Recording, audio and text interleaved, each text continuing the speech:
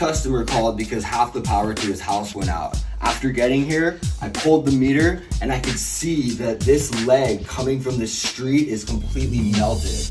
So what we're gonna do is we're replacing this whole entire panel in a couple days. So I'm gonna temporarily put a lug in here, just connecting this old wire directly to the bus bar.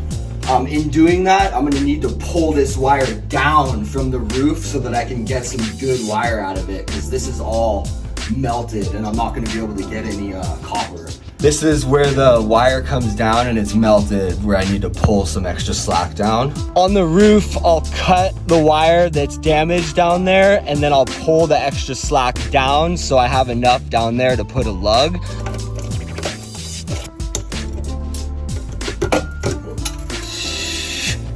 So I disconnected the wire from the lug and now I'm trying to tape it. It's live from the street. After I tape it, I'll be able to pull it down while feeding it from the roof. It's just difficult to tape it while it's live.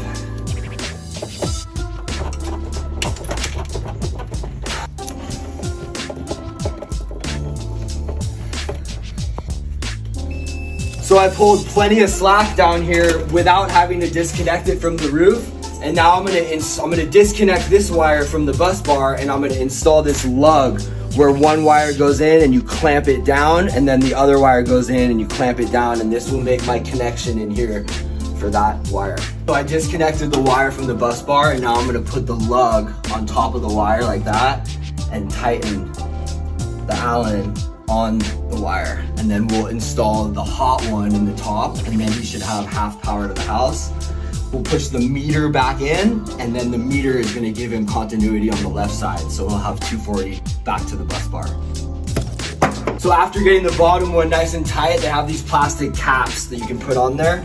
And now I'm gonna connect the hot wire in the same lug, but I'm making sure that the main breaker is off so that I don't have any arcing in case something's on inside the house. So I got that connected and now I'm gonna tighten this. After getting the connector nice and tight, I pushed it back behind the meter.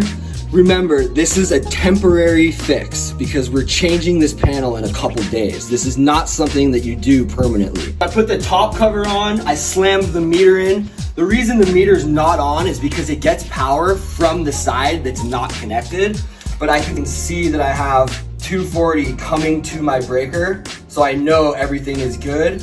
So now I can turn my main on and I have power back to the house. I reinstalled the covers and that's your end result.